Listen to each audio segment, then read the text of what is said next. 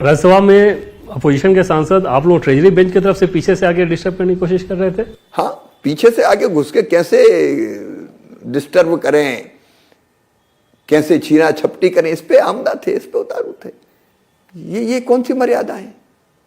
एक आलोचना की जा रही है कि केंद्र सरकार ये क्यों अब बता रही है, पहले तो लोकल लेवल पे तय होता था कि क्या करना है क्या नहीं करना है, अब केंद्र सरकार ये बता रही है कि क्या करना है। लोकल पंचायतें ही करेंगी, पूरी तरह से विकेंद्रित है ये, पंचायत ही करेंगी। विकसित ग्राम पंचायत प्लान बनेगा जिसमें गांव ही ग्राम सभा पंचायत मिलकर तय करेंगी हमारे गांव में कौन कौन से काम होंगे। इतना बदल जरूर किया कि मांगा तो कुछ भी दे दो काम। भाई मांगा तो काम तो दो, लेकिन काम गांव के लिए जरूरी कौन सा है। ये पैसा है भाई, तो गांव के विकास की चीज बननी चाहिए ना, इसमें ऐसी चीज जो लंबे समय तक काम आए। और इसलिए सुविचारित तरीके से काम देना है, लेकिन गांव के लिए जो जरूरी काम है वो भी पूरे करना है। और इसलिए 4 चीजें। एक, जल संरक्षण का काम। अब बताइए होना चाहिए कि नहीं होना चाहिए। धरती में पानी इतने नीचे चला गया कि कई ब्लॉक क्रिटिकल बन गए जहां 1400 फीट पानी नहीं है। तो अगर हम ये तय करते हैं कि गांव में जरूरत है तो पानी के लिए खर्च किया जाए, इसमें क्या आपत्ति है भाई। गांव में कौन सा स्कूल भवन बनना है, आंगनबाड़ी का भवन बनना है, अस्पताल का भवन बनना है, सड़क बनना है, नालियां बनना है, गांव को तय करने दो ना भाई, क्या दिक्कत है। अब जरूरत है वहां आंगनबाड़ी भवन की और आपने कहीं जाके मिट्टी डलवा दी एक सड़क पे, इससे कोई फायदा होगा क्या। अगर जरूरत है आजीविका मूलक कामों की, सेल्फ हेल्प ग्रुप आज एक ताकत है, उनको वर्क सेट चाहिए तो वर्क सेट बनाओ भाई। एफपीओ तेजी से बढ़ रहे हैं, उनको कोई इंफ्रास्ट्रक्चर चाहिए वो बनाओ भाई। टैक्स को कुछ बनाना है वो बनाओ भाई। तो इस पैसे का उपयोग आजीविका मूलक काम के लिए भी किया जाए। हितग्राही मूलक योजनाएं भी इसमें जुड़ी हुई है। इंटीग्रेटेड फार्मिंग भविष्य की कृषि है, हमारे छोटे किसान की आय बढ़ाने के लिए। अगर तालाब खोद के पानी रुकता है और उसके खेत में सिंचाई होती है, आपत्ति क्या है भाई। अगर कृषि से संबंधित कोई संरचना बन जाती है तो दिक्कत क्या है भाई। फिर इसमें एक प्रावधान और किया कि प्राकृतिक आपदा भी हम पंजाब में देखा हमने, कई कई प्रांतों में, जम्मू कश्मीर में, हिमाचल में, उत्तराखंड में, महाराष्ट्र में मैं गया तो कई लोगों ने शिकायत की कि ये ड्रेनेज अगर होता तो इतना पानी नहीं रुकता, डूबने से बच जाते। या कई ने कहा कि अगर रिटर्निंग बाल होती, कुछ होती तो पानी ऐसे नहीं घुसता। तो इसमें वो भी प्रावधान है प्राकृतिक आपदा के लिए, भाई रिटर्निंग बाल बनाओ, ड्रेनेज की व्यवस्था कर लो। तो मेरे मित्र काम वही होना चाहिए ना कि जो गांव के लिए उपयोगी है। हम कुछ भी कर देंगे साहब और पैसा खा जाएंगे, ये क्यों होने देंगे। तो सुविचारित काम जो गांव ही तय करेगा। और आज के लिए क्यों गांव तय कर लेना कि इस साल ये बनना है, अगले साल फिर ये बनना है, उसके बाद ये बनना है। तो जैसे ही मजदूरों ने काम मांगा वो काम शुरू हो जाए। एक आलोचना ये हो रही है, उस पर बहुत ज्यादा कंसर्न है कि राज्यों के ऊपर जो फाइनेंशियल बर्डन दिया जा रहा है, क्योंकि फॉर्मूला रहेगा 60-40 का, 60 केंद्र सरकार, 40% राज्य सरकार को वहन करना होगा। इसका सीधा मतलब है कि राज्य सरकार के पास इतना पैसा नहीं होगा तो फिर ये योजना तो वैसे भी ठंडे अवस्थे में चली जाएगी। हास्यास्पद है ये तर्क। आज भी राज्य सरकार मटेरियल में तो देते ही थे 75-25, और काम कहाँ होना है, काम राज्य के गांव में होना है। और ज्यादा पैसा आ रहे हैं। केंद्र का इस साल, केंद्र और राज्य का बजट इस साल था 86,000 करोड़ रुपया, लेकिन अब अकेले केंद्र का होगा 95,600 करोड़ से ज्यादा, अकेले केंद्र का।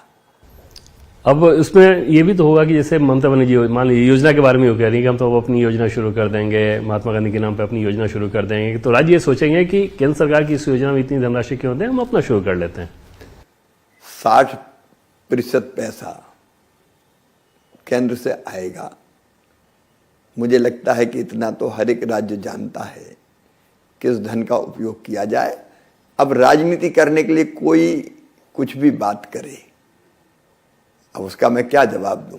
लेकिन देखो एक एक प्रावधान, एक और मैं आपको बताना चाहता हूं। प्रशासनिक व्यय इस योजना में बढ़ा के हमने 6 से 9% किया है। क्यों? इसलिए कि इस योजना की देखरेखी के लिए जितना स्टाफ चाहिए उतना राज्य रख सकें।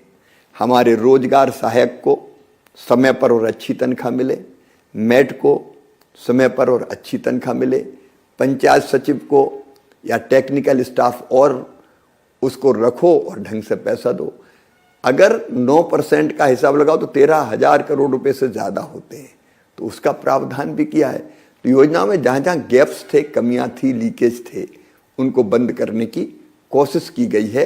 एआई जैसे तकनीक या इस तरह की चीजों के लिए कि करप्शन रोका जाए, उसके लिए क्या क्या किया जा रहा है? देखिए, एक तो हम लोगों ने टेक्नोलॉजी का प्रयोग करके, जैसे एक होगा कि वीकली डिस्क्लोजर होगा, मतलब हर गांव में लोगों के पास मोबाइल पे ही उपलब्ध होगा कि ये काम चल रहा है, इतने मजदूरों को काम मिला और इतने पैसे खर्च हुए। पंचायत भवन में भी ये लगा दिया जाएगा सीधे कि ये काम चल रहा है, इस गांव में इतने मजदूर लग रहे हैं, इतना पैसा खर्च हो रहा है। तो गांव अवेयर रहेगा और गड़बड़ होगी तो गांव खुद फिर रोकने की कोशिश करेगा।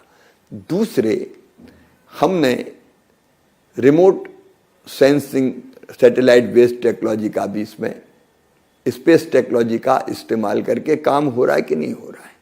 यहाँ सेंट्रली दिखेगा, राज्य को भी दिखेगा कि फलानी ग्राम पंचायत में फलाना काम चल रहा है, कितना हुआ कि नहीं हुआ, कितने लोग उस काम में लगे हैं। फिर फेस ऑथेंटिकेशन की भी एक व्यवस्था रखी है। कई बार विपक्ष ने हाय तौबा मचाया कि अरे आप तो उनके अंगूठा लगाएंगे तो उसमें तो अब निशानी नहीं बचे हैं। तो जहाँ इंटरनेट कनेक्शन की दिक्कत या ऐसी कोई दिक्कत है, वहाँ इसको रिलैक्स भी किया है। लेकिन हम, मतलब ऐसा नहीं कि वहाँ काम नहीं मिलेगा, वहाँ भी काम मिलेगा, लेकिन धीरे धीरे टेक्नोलॉजी का इस्तेमाल करके इसके लीकेज रुके। जैसे पैसा आप सीधे खाते में ही आएगा, डीबीटी के माध्यम से मजदूर के पास ही आएगा। फिर जो फर्जी जॉब कार्ड बना लिए जाते थे, वो फर्जी जॉब कार्ड पूरी तरह से रूल आउट हो जाएंगे। करेगी ग्राम सभा, हम नहीं करेंगे, लेकिन टेक्नोलॉजी के इस्तेमाल से ये पता चल जाएगा कि कौन असली है और कौन नकली है। क्योंकि आप मुख्यमंत्री के तौर पर भी आपका और लंबा अनुभव, फिर यहाँ पे आप केंद्रीय मंत्री, इस योजना को लेकर बहुत सारे आपने ग्राउंड रिपोर्ट्स लिए होंगे। किन राज्यों ने मनरेगा को लेकर अच्छा काम किया और कहाँ बहुत ज्यादा समस्या नजर आई? मैं आज किसी राज्य विशेष पे आक्षेप नहीं लगाऊंगा, लेकिन पश्चिम बंगाल में क्यों बंद हुआ?